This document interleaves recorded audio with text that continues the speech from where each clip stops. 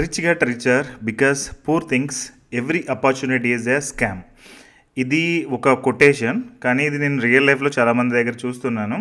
So మీరు ఇప్పుడు చూస్తున్నారు కదా, 14 days స్మార్ట్ మనీ ఛాలెంజ్ అనేది ఒకటి స్టార్ట్ చేయడం జరిగింది. అఫ్కోర్స్ ఇది ఒక లాస్ట్ 6 months నుంచి టెస్ట్ చేశాము. అందుముందు ఇది వీడియో కోర్స్ ఉండేది, దాన్ని రిమూవ్ చేసేసి 14 days స్మార్ట్ మనీ ఛాలెంజ్ కింద మనం చేంజ్ చేసాం.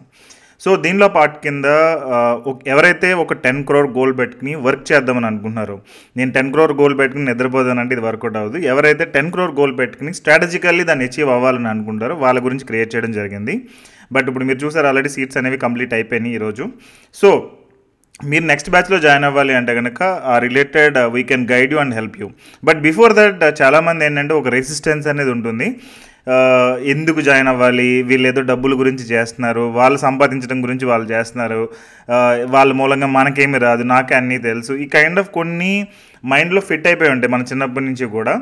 ఆ ఫిట్టింగ్ ద్వారా, ఆ రిలేటెడ్ నెగిటివ్ థింగ్స్ ద్వారా ఏంటంటే చాలామంది ఈ ప్రాపర్ సర్వీస్ని యూటిలైజ్ చేసుకోలేకపోతున్నారు. సో నేనే కాదు, ఏ ఎంటర్ప్రెన్యూర్ అయినా కానీ ఒక కంపెనీ స్టార్ట్ చేశాడు అంటే, ఎంటర్ప్రెన్యూర్షిప్ రిలేటెడ్ నేను చెప్తున్నాను, నాట్ ఎ బిజినెస్, ఒక ప్రాబ్లమ్ని సాల్వ్ చేయాలనే ఒక మెయిన్ ఇంటెన్షన్ తోటి స్టార్ట్ చేస్తారు. సో మన హ్యాపీ కాయిన్ కూడా స్టార్ట్ అయింది అదే ఇంటెన్షన్ తోటి.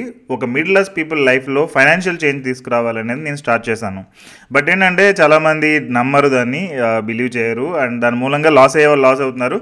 ఆల్రెడీ దానిలో జాయిన్ అయ్యి బెనిఫిట్ అయ్యే వాళ్ళు గూగుల్ రివ్యూస్ కానీ యూట్యూబ్లో కానీ మీరు చూడొచ్చు, వీడియో రివ్యూస్ ఎన్ని ఉన్నాయి అనేది.